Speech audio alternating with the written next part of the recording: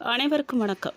இந்த வீடியோவில் என்ன பார்க்க போகிறோம் அப்படின்னு பார்த்தீங்கன்னா, 2026ஆம் ஆண்டு பிப்ரவரி மாதம் 17ஆம் தேதி அன்று அரிதிலும் அரிதான நெருப்பு வளைய சூரிய கிரகணம் உலகம் முழுவதிலும் நிகழ இருக்கு. மேலும் அன்றைய தினம் அமாவாசை. சூரிய கிரகணமும் அமாவாசையும் ஒரே நாளில் நிகழ இருக்கு. அப்படிப்பட்ட அரிதான நிகழ்வு 12 ராசிகள் மீது எப்படிப்பட்ட தாக்கத்தை ஏற்படுத்த போகுதுன்னு சொல்லி இந்த வீடியோவில் விரிவாக பார்க்க போகிறோம். வீடியோவை முழுசாக பாருங்கள். வீடியோ பற்றின கருத்துக்களை மறக்காமல் கமெண்ட் பாக்ஸில் பதிவிடுங்க.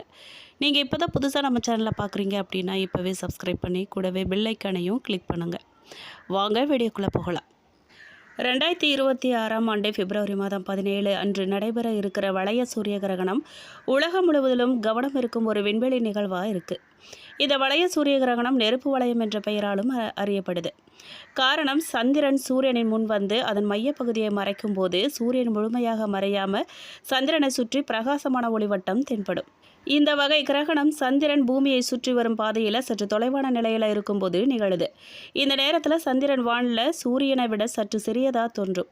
இதனால் சூரியனை முழுவதுமாக மூட முடியாமல் அதன் வெளிப்புற ஒளி வளையமாக தென்படுது. இதுவே வளைய சூரிய கிரகணத்தின் முக்கிய அடையாளமாக சொல்லப்படுது. வானத்தில் ஒளிரும் வளையம் தோன்றும் காட்சி வானவியல் உலகத்தில் மிகவும் அழகான காட்சிகளில் ஒன்றா கருதப்படுது. இந்த கிரகணத்தின் போது முழு சூரிய கிரகணத்தை போல வானம் முற்றிலும் இருளடையாது. பகல் நேர ஒளி தொடர்ந்தே இருக்கும். ஆனால் சூரியன் ஒரு ஒளிரும் வளையமாக சந்திரனை சுற்றி தெரியும். இந்த காட்சி அழகை மட்டுமல்லாமல் சூரியனின் வெளிப்புற அடுக்குகள் குறித்து ஆய்வு செய்யும் வானவியலாளர்களுக்கும் அறிவியல் ரீதியாக முக்கியத்துவம் வாய்ந்ததாக இருக்குது. உச்சக்கட்டத்தில் சந்திரன் சூரியனின் மையப்பகுதியில் கிட்டத்தட்ட நிலை பெற்றது போல தோன்றும். சூரிய ஒளியை வளையத்தின் வழியாக சந்திரனின் விளிம்பில் தெளிவாக காணப்படும். சில நேரங்களில் கிரகண காட்சிகள் காணப்படும் சிறிய வளைவு போன்ற தோற்றம் மேற்பரப்பை கடக்கும் போது பூமி சுழலும் தன்மையால் உருவாகும் இயல்பான விளைவுதான். இந்த வளைய சூரிய கிரகணத்தின் முழு காட்சி பூமியின் ஒரு குறுகிய பாதையில் மட்டும்தான் தென்படும். அந்த குறிப்பிட்ட பாதையில் உள்ள பகுதிகளில் இருக்கிறவங்க முழுமையான நெருப்பு வளைய காட்சியை காண முடியும். அந்த பாதைக்கு வெளியே உள்ள பகுதிகளில் இருக்கிறவங்க பகுதி கிரகணத்தை மட்டும்தான் காண முடியும். அதனால் இந்த நிகழ்வை முழுமையாக காணும் வாய்ப்பு எல்லோருக்குமே கிடைக்காது. மேலும் இந்த கிரகணம் உலகின் ஒரு பகுதியில் தொடங்கி பூமியின் சுழற்சியுடன் சேர்ந்து மற்ற பகுதிகளுக்கு நகரும். சர்வதேச நேரப்படி காலை நேரத்தில் தொடங்கி மதியம் மற்றும் மாலை நேரங்களில் உச்சத்தை அடையும். இந்திய நேரப்படி பார்த்தா இந்த நிகழ்வு பிற்பகல் முதல் மாலை நேரம் வரை நடைபெறும் காலகட்டத்துடன் ஒத்துப்போகுது. ஆனால் இந்த நேரங்கள் கிரகண பாதையில் உள்ள பிற நாடுகளுக்கு மட்டும்தான் இது பொருந்தும். முக்கியமாக குறிப்பிட வேண்டிய விஷயம் என்ன அப்படின்னு கேட்டிங்கன்னா, இந்த வளைய சூரிய கிரகணம் இந்தியாவில் காணப்படாது. புதுடெல்லி உள்பட இந்தியாவின் எந்த பகுதியிலுமே இந்த கிரகணத்தின் வளைய அல்லது பகுதி காட்சிகள் தென்படாது. சந்திரனின் நிழல் உலகின் வேறு பகுதிகளில் வழியாக மட்டுமே செல்லும். இதனால் இந்திய வானவியல் ஆர்வலர்கள் நெருப்பு வளைய காட்சியை நேரடியாக காண முடியலனாலும் உலகளவில் இது 2026ஆம் ஆண்டின் முக்கியமான வானவியல் நிகழ்வுகளில் ஒன்றா இருக்க போகுது. மேலும் பிப்ரவரி மாதத்தில் 2026ஆம் ஆண்டின் முதல் சூரிய கிரகணம் நிகழ இருக்கு. இந்த சூரிய கிரகணம் பிப்ரவரி 17ஆம் தேதி நிகழ இருக்கு. முக்கியமாக இந்த கிரகமானது கும்பராசியில் நிகழுது. ஜோதிடத்தின்படி இந்த சூரிய கிரகணம் சிறப்பு வாய்ந்ததாக சொல்லப்படுது. எதிரியாக கருதப்படும் சனி பகவானின் ராசியில் நிகழும் இந்த சூரிய கிரகணத்தின் தாக்கம் அனைத்து ராசிக்காரர்களின் வாழ்க்கையிலுமே ஏதாவது ஒரு வகையில் பாதிப்பை ஏற்படுத்தும். அதில் சிலருக்கு சிறப்பாக இருந்தாலும் சிலருக்கு ராசிக்காரர்களுக்கு வாழ்க்கையில் பல சவால்களையும் பிரச்சனைகளையும் சந்திக்க நேரிடும் வகையில் அமையும். மேலும் ஒவ்வொரு முயற்சியிலுமே தோல்வியையும் அவங்க சந்திக்கக்கூடும். வேத நாட்காட்டியின்படி 2026ஆம் ஆண்டின் முதல் சூரிய கிரகணம் பிப்ரவரி 17ஆம் தேதி நிகழுது. அதுவும் இந்த கிரகணம் மாலை 5:30 மணிக்கு தொடங்கி இரவு 7:57க்கு முடிவடைய போகுது. இப்போது 2026ஆம் ஆண்டின் முதல் சூரிய கிரகணம் எந்த ராசிக்காரர்களுக்கு மோசமாக இருக்க போகுது, எந்த ராசிக்காரர்களுக்கு சுப பலன்களை தரப்போகுதுன்னு சொல்லி இந்த வீடியோவில் விரிவாக பார்க்கலாம் வாங்க. மிதுன ராசிக்காரர்களை பொறுத்த வரைக்கும் இந்த நிகழ்வானது திடீர் திருப்பங்களை உண்டாக்க போகுது. ராசியில் உள்ள ஜென்ம குரு பகவான் வெகு விரைவில் வக்ர நிவர்த்தி அடைய போகிறார். குடும்பத்தில் மகிழ்ச்சியான சூழ்நிலை நிலவ போகுது. பேச்சாற்றலால் லாபம் சம்பாதிக்க முயல்வீங்க. பற்றாக்குறை பட்ஜெட் உபரி பட்ஜெட் ஆகும். உறவினர் பகை அகலும். வியாபாரம் தொழிலில் இருந்த மந்தநிலை மாறும். பெரிய மனிதர்களின் ஆதரவோடு புதிய தொழில் தொடங்கும் முயற்சி வெற்றி உண்டாகும். ஊடகங்களில் பணிபுரியறவங்களின் தனித்திறமைக்கு உரிய அங்கீகாரம் கிடைக்க போகுது.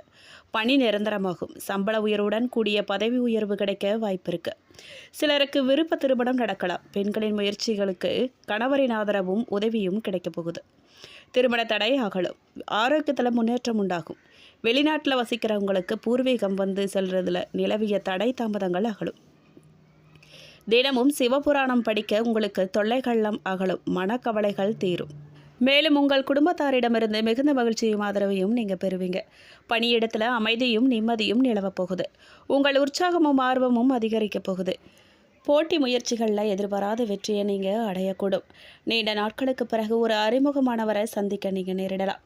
மேலும் உங்களுக்கு அதிர்ஷ்டமான நிறம் இளம் சிவப்பு. அதிர்ஷ்டமான எண்கள் 2. மிதுனம் ராசி அல்லது லக்கணம்காரர்களுக்கு பாக்கியஸ்தானத்தில் சூரியன், சுக்கிரன், புதன், ராகு இருக்கிறதால கோயில் கும்பாபிஷேகங்களை எடுத்து செய்வீங்க. நீங்கள் வண்டி வாகனங்களை தொடர்பான விஷயங்களில் கவனமாக இருக்கிறது நல்லது. பல விஷயங்களில் நன்மை உண்டாகும். சில காயங்கள், வெட்டு காயங்கள், நண்பர்களால் பிரச்சனை, அண்ணன் தம்பிக்கிடையே பிரச்சனை வருவது, சிலரின் வீட்டில் தம்பிக்கு மனம் சார்ந்த பிரச்சனைகள் வருவதற்கான வாய்ப்பு இருக்குது. கவனமாக இருந்துக்கோங்க, எச்சரிக்கையாக இருங்க. வேலையில் முக்கியமான மாற்றங்கள் ஏற்படும். வெளியூர், வெளிநாடு வாய்ப்புகள், வேலை வாய்ப்புகள்லாம் வந்து சேரும். அமோகமான காலகட்டமாக இருக்க போகுது. தட்சிணாமூர்த்தி வழிபாடு அனுகூலத்தை உங்களுக்கு தரும். உறவுகள் தொடர்பான விஷயங்களில் நீங்கள் ரொம்ப மிகுந்த கவனமாக இருக்கணும். பயணங்கள் செய்யும் நேரத்தில் புதிதாக அறிமுகமாகும் நபர்களிடம் எச்சரிக்கையாக இருக்கிறது நல்லது. பெற்றோர் பெரியோரின் ஆரோக்கியத்தில் அக்கறை செலுத்துறது நல்லது. விரயங்கள் அதிகமாக இருக்கும் காலகட்டமாக இருக்கிறதால வெள்ளிக்கிழமை மதிய வேளையில் உணவு தானம் கொடுக்கறது உங்களுக்கு நன்மையை தரும். மேலும் சனிக்கிழமைகளில் கோதுமை, வெல்லம் சேர்த்து பசுமாடுகளுக்கு தானமாக கொடுக்கும்போது உங்களுக்கு நன்மைகள் நடக்கும். இரத்த அழுத்தம் தொடர்பான விஷயங்களில் நீங்கள் கவனமாக இருக்கணும். நவகிரகத்தில் இருக்கும் குரு பகவானை வழிபாடு செய்கிறது முன்னேற்றத்தை கொடுக்கும். மகான்கள் வழிபாடும் உங்களுக்கு மேன்மையை தரும். மேலும் உங்களுக்கு கொஞ்சம் சாதகமில்லாத பலன்கள் நடக்க போகுது. சில இடங்களில் வேலை அழுத்தம் அதிகமாக இருக்கும். சில இடங்களில் போராட்டமாக இருக்கும். உத்தியோகத்தில் சின்ன சின்ன பிரச்சனைகள்லாம் ஏற்படலாம். ஆனால் எதிர்பார்த்த ஒரு காரியம் சிரமத்தை கொடுத்ததுக்கு அப்புறமா நல்லபடியாக நடக்கும். வியாபாரத்தில் உழைப்புக்கேற்ற லாபம் கண்டிப்பாக கிடைக்கும். புதிய முயற்சிகளில் நீங்கள் கவனமாக ஈடுபடணும். குடும்பத்திலிருந்து வந்த முரண்பாடுகள்லாம் விலகி அமைதி உண்டாகும். பிள்ளைகளால் தேவையில்லாத செலவுகள்லாம் ஏற்படலாம். மேலும் உத்தியோகத்தை பொறுத்த வரைக்கும் அலுவலகத்தில் அதிகமான உழைப்பை போட வேண்டிய நிலை உருவாகும். சம்பள அதிகரிப்பு, இடமாறுதல் போன்றவற்றில் இழுபறி நிலை நீடிக்கும். வியாபாரத்தை பொறுத்த வரைக்கும் வியாபாரத்தில் இடையூறுகளை தாண்டி வருமானம் அதிகரிக்கும். புதிய முதலீடுகளில் இறங்க வேண்டாம். நீங்கள் குடும்பத்தில் சின்ன சின்ன பிரச்சனைகள்லாம் ஏற்பட வாய்ப்பு இருக்குது. பிள்ளைகளால் மருத்துவ செலவும் உண்டாகலாம். பெரியோர்கள் அன்பு உங்களுக்கு முழுமையாக கிடைக்கும். கொஞ்சம் கவனமாக இருங்க. குடும்பத்துக்காக பொருளாதாரத்தை அதிகரிக்க அயராது நீங்கள் பாடுபடணும். கலைத்துறையினர் போட்டிகளை தாண்டி திறமையை வெளிப்படுத்துவாங்க. மேலும் புதிய முதலீடுகளில் நிதானமாகவும் கவனமாகவும் தான் இருக்கணும்.